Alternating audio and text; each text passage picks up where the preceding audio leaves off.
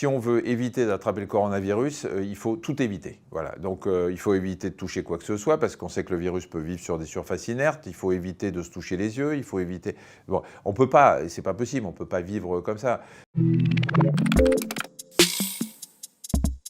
C'est un virus qui nous vient de Chine. On ne sait pas très bien comment il est parti de là-bas. On parle beaucoup du pangolin, qui est un animal qu'on mange en Chine. Les coronavirus, il y en a plein les animaux. Sauf que là, il y en a un qui est sorti, qui a muté, c'est-à-dire qui s'est transformé pour pouvoir contaminer les hommes.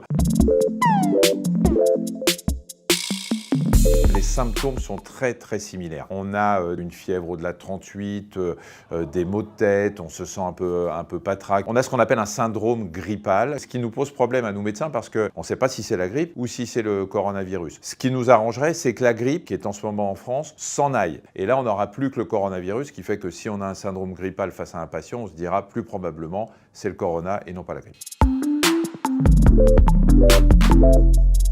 La grippe s'en va en général quand les températures augmentent et là on n'est pas sûr du tout que le coronavirus va attendre le printemps pour s'en aller. Il a l'air de résister et de se foutre complètement des températures extérieures. Ça n'empêche pas que le virus, si les barrières qui consistent à éviter de se transmettre sont efficaces, eh bien, ce virus va s'en aller de façon très naturelle puisqu'il n'aura plus d'hôtes chez lequel il va pouvoir se développer pour infecter d'autres personnes. Ce qu'on ne sait pas, c'est si ce virus va persister dans notre environnement et qu'on va le retrouver tous les ans. On peut être porteur du virus sans développer de symptômes, c'est ce qu'on appelle des porteurs sains. Ces porteurs sains sont vecteurs du virus, c'est-à-dire qu'on ne ressent aucun symptôme, donc on ne se protège pas. Pourtant, on a le virus dans le nez, dans les postillons, et on va le refiler à tout le monde. C'est un des problèmes qui fait que l'épidémie peut enfler un petit peu.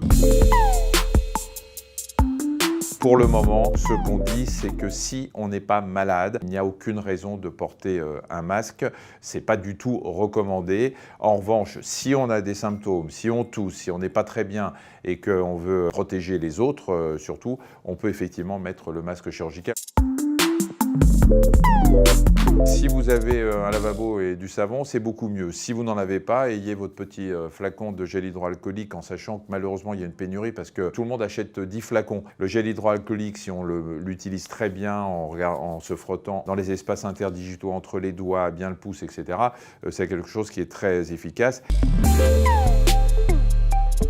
Il n'y a aucun remède naturel, il y a des fake news, il y a des trucs qui se baladent sur Internet qui sont complètement dingues autour de l'ail, du citron, de tout ce que vous voulez. Il n'y a aucun remède naturel. Si vous prenez un remède naturel et que vous êtes face au virus, il va juste avoir un fou rire et il rentrera quand même. Donc ça ne sert à rien.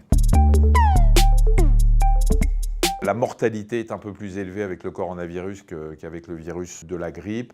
Il y a une plus grande contagiosité aussi à partir du coronavirus. C'est exactement comme pour la grippe. Ce sont des infections pulmonaires qui entraînent des insuffisances respiratoires graves, qui décompensent et qui peuvent entraîner le décès. Ça ne touche aujourd'hui, en tout cas d'après nos connaissances, que les gens qui ont des maladies, ce qu'on appelle une comorbidité en médecine, c'est-à-dire qu'ils ont un état général altéré par d'autres maladies chroniques qui traînent depuis longtemps. On sait aujourd'hui que les diabétiques, que les hypertendus, que les gens qui ont des problèmes cardiovasculaires, que tous ceux qui ont des problèmes respiratoires chroniques sont plus sensibles au coronavirus.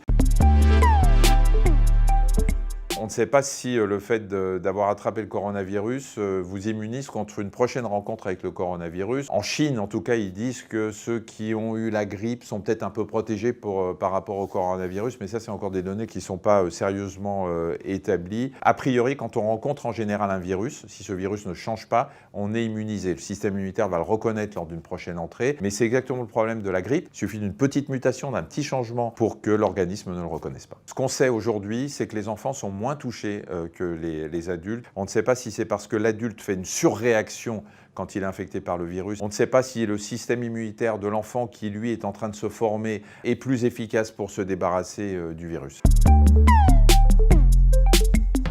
On travaille toujours sur un vaccin à partir du génome, c'est-à-dire à partir du matériel génétique du virus. Et c'est à partir de ce matériel génétique et de l'enveloppe du virus qu'on essaye d'établir des vaccins pour injecter la carte d'identité du virus sans qu'on tombe malade, bien évidemment. Il est probable, je pense avec tous les labos qui bossent dessus en ce moment, que dans 6, 8, 10 mois peut-être on ait un vaccin, mais il est fort probable aussi que quand on aura le vaccin, l'épidémie sera partie. Alors si jamais le virus revient, au moins on aura le vaccin.